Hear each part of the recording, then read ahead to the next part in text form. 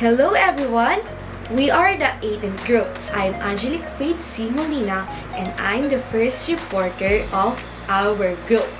Before I start my discussion, let me ask you a question. Have you ever heard of evolutionary leadership theory? If no, today I hope that we will gain a lot of informations about our topic. Let's start! Evolutionary leadership theory. The foundations of the theory developed 2 million years ago on the African savanna.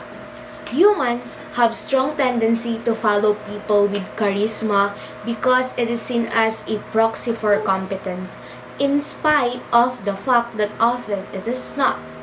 Due to such tendency, a lot of people would vote for charismatic leaders even if they are incompetent to lead. Nowadays, alam ko na lahat a-agree sa atin na kung sino na lang yung charismatic, sino yung may charisma, kung sino yung maganda yung outside niya, or sino yung may kakayanan, may money, may influence, ay sila na lang yung binoboto ng ibang tao because a lot of people would vote them because they think they are charismatic leaders, even the truth is they are not really incompetent to lead. So nakabase na lang yung mga tao sa kung ano yung nila, kung sila ba ay famous, kung sila ba ay charismatic, dahil na-attract sila, dahil sila nga po ay mga charismatic people. So also, or evolutionary leadership theory argues that humans possesses a specialized psychological mechanism for solving coordination problem through leadership and followership. So they argue na that parang meron to talagang psychological mechanism that they believe na it will solve coordination problems sa pamamagitan ng leadership and ng followership. Also, it provides another lens, so through which to view leadership and followership. Kasi 'di ba maraming mga definitions ng leadership, ng followership ngayon, and yung ELT, binibigyan niya tayo ng ibang lens or ng other perspective na through sa mga iba't ibang elements of leadership theories. ELT suggests that traits related to leadership are likely universal and include extroversion, openness, intelligence, ambition, integrity, competence, generosity, and vision. So, yun yung mga sinasuggest ng ELT or ng evolutionary leadership theory na related sa leadership.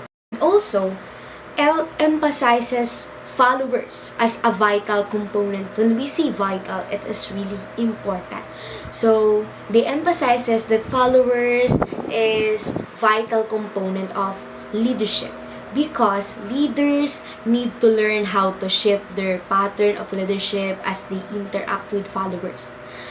So, if nakikita ng leaders na hindi effective yung ginagawa niya, so they learn how to shift their pattern of leadership to interact with their followers. So, from subordinates to supporters, to loyalists, to apprentices, to disciples. And the different types of followers require different kinds of leaders. Hindi pwede na iba't iba yung types ng followers and then isa lang yung kind nung leadership or nung leader. So, meron tayong different types of followers and so is leaders.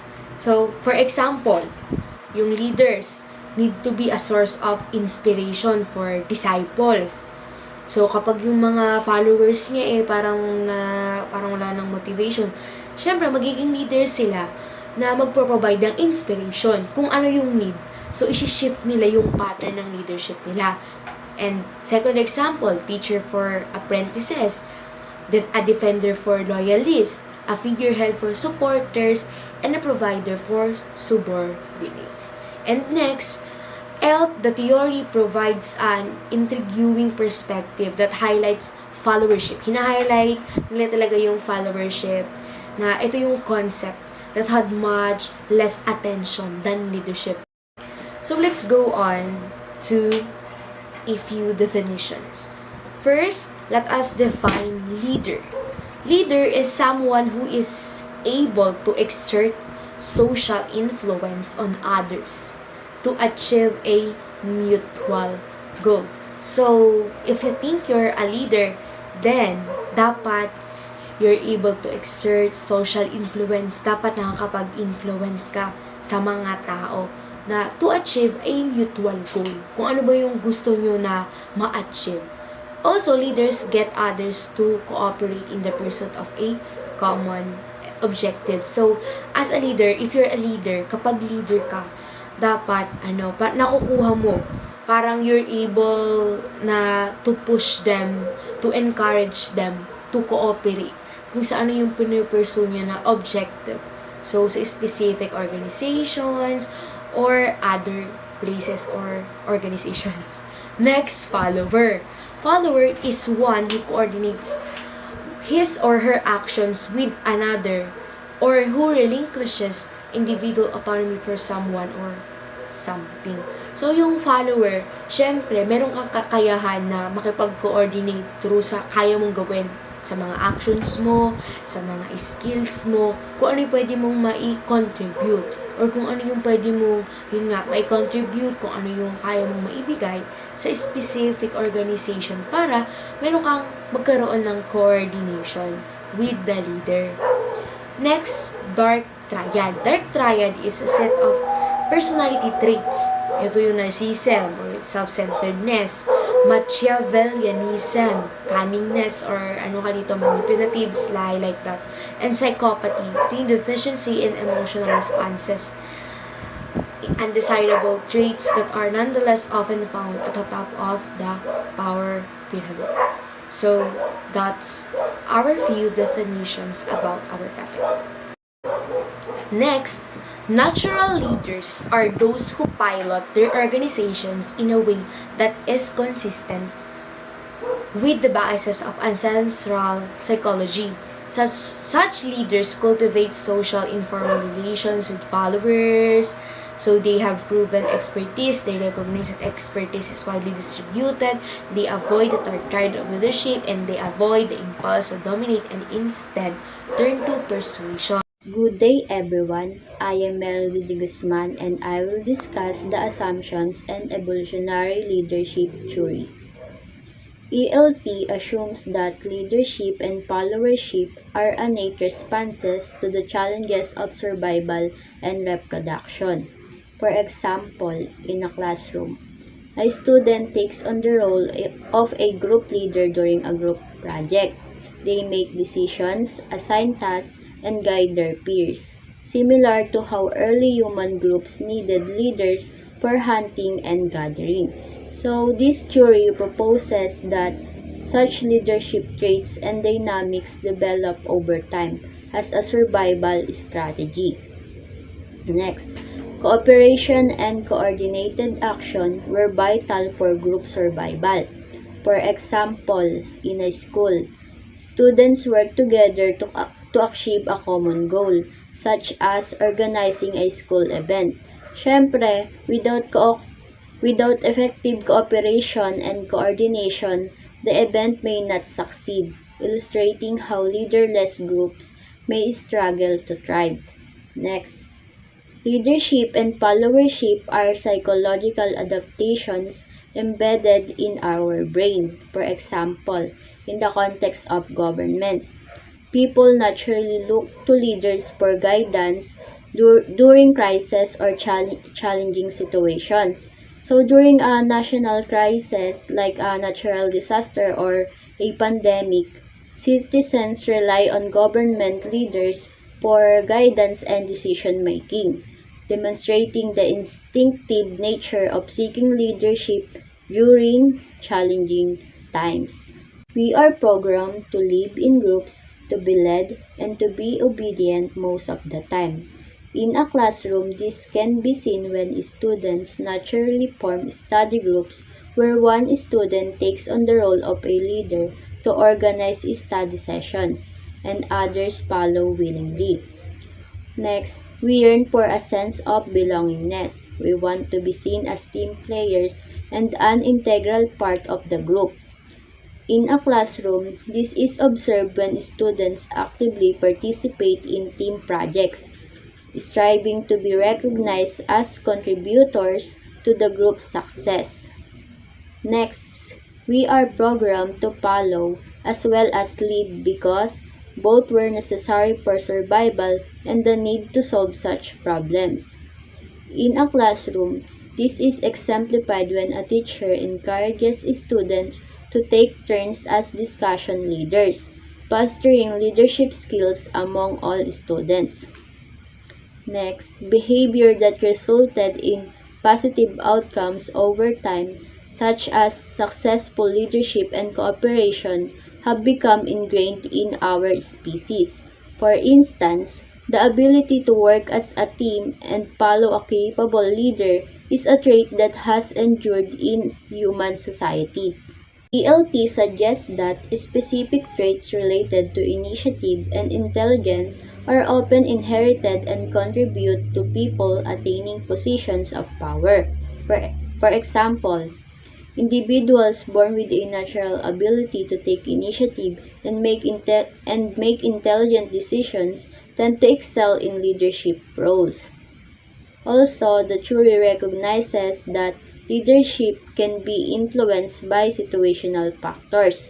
For instance, a person who may not be a leader in one context might become a leader in another when the situation demands it. Next, ELT posits that leaders are often motivated by high social status, represented by the three S: salary, status, and sex. This means that many leaders are driven by the desire for financial success, recognition, and personal relationships. For example, a person seeking a leadership role in a company may be motivated by the prospect of a higher salary and increased social status. Leadership has three important functions. First is, it binds groups. Leadership plays a crucial role in binding groups together. For instance, leaders can foster a sense of unity and belonging within a team, creating a more cohesive and efficient working environment. Next, it helps the group learn new things. Leadership facilitates the group's ability to learn and adapt to new challenges. Leaders often guide the acquisition of knowledge and skills.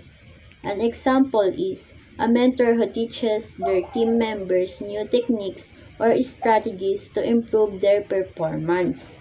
And lastly, it teaches others how to lead. Leaders serve as mentors, teaching others how to live effectively. For instance, experienced leaders can groom and mentor individuals to develop their leadership skills, ensuring a continuity of capable leaders within an organization. The benefits of followership are clear: group cohesion, knowledge in times of uncertainty, and opportunities to be groomed for leadership. Followership offers clear advantages, including promoting group cohesion. When individuals follow a leader, it strengthens the unity and teamwork within the group. For example, a team that follows their captain's guidance tends to work more cohesively and efficiently. In times of uncertainty, followers can benefit from the knowledge and guidance of their leaders. For instance, during a crisis, following the authority of experienced leaders can provide a sense of direction and stability. Followership can serve as an opportunity for individuals to be groomed for leadership roles. Seasoned leaders often mentor and prepare promising followers to assume leadership positions in the future, ensuring a continuum of effective leadership within an organization. Our evolutionary history has shaped us to naturally follow authority figures, as it has been advantageous for our survival in group settings. Additionally, the innate follow the majority rule highlights our tendency to conform to the group's decisions, often outweighing the desire to be individually correct. This inclination has been key to our cooperative success as a species. Good day, everyone. My name is Jubilin R. Santos. I am the number 3 reporter from group number 18. Sinasabi po sa hypothesis that evolutionary leadership theory or yung tinatawag ni ELT presents the hypothesis that our relatively primitive brains, which evolved for small, egalitarian tribes, struggle to adapt to the demands of large, the complex organizations in the 21st century. This results in mismatches between our evolutionary hard wiring and the challenges of the modern world. For example, in contemporary corporate settings where hierarchical structures prevail, our innate inclination toward small, cooperative groups may create challenges in managing large organizations efficiently. Consider how our evolved leadership psychology is at odds with the modern world, as exemplified by the following. Top-down recruitment of management clashes with bottom-up, specialized styles of leadership. For example, in traditional top-down management structures, employees may feel detached from the decision-making process, leading to a lack of engagement.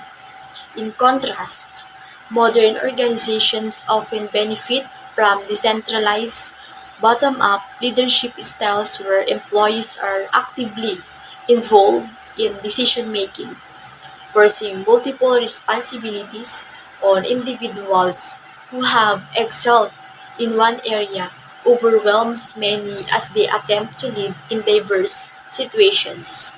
This mismatch is evident when highly specialized professionals are placed in leadership roles that require a broader skill set. For instance, a brilliant scientist may struggle when tasked with managing a research team, as leadership demands different skills from the specific expertise.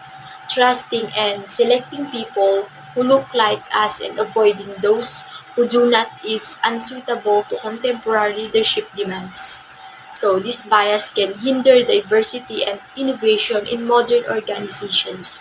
For example, if leadership selection is based on similarities in appearance, it may include individuals with diverse backgrounds and perspectives, which can be detrimental to organizational success in a globalized world. Let's proceed to the gender bias. Gender bias is in the part of function of the time our species spent on the savanna. Men lead, not women. But in contemporary society, women are well suited to leadership roles. This represents a discrepancy between our ancestral expectations and modern capabilities. For instance, traditional gender biases may assume that men are more suited for leadership, despite the fact that women possess equal leadership capabilities. Military men often become political and corporate leaders. The need for warriors on the savannah was indisputable, but 21st century organizations need fewer warriors. Another mismatch. While warriors were essential in ancestral times, modern leadership roles require different skill sets such as adaptability and collaboration, which may not align with the warrior mentality. Savannah traits influence perceptions of leadership. The potential leaders selected based on the desirable savannah traits like overall health, height, age, masculinity, gender, reputation, and charisma are dysfunctional in the contemporary world. This represents a challenge when leadership is judged based on the physical attributes or outdated criteria rather than competencies that are relative to modern organizations. For example, choosing a leader solely based on charisma may not ensure effective leadership in today's complex organization. In summary, individuals have been hardwired with cognitive ancestral leader profiles or cults for various leadership tasks over time. Unfortunately, we often use these cults to evaluate contemporary leaders, resulting in practices that don't align with the demands of modern organizations. For example, relying on outdated leadership criteria can lead to mismatches in leadership selection and performance.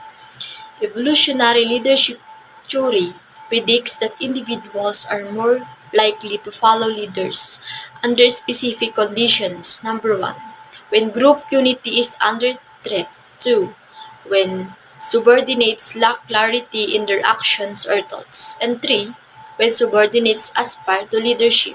For instance, in times of crisis, people naturally turn to leaders for guidance and support.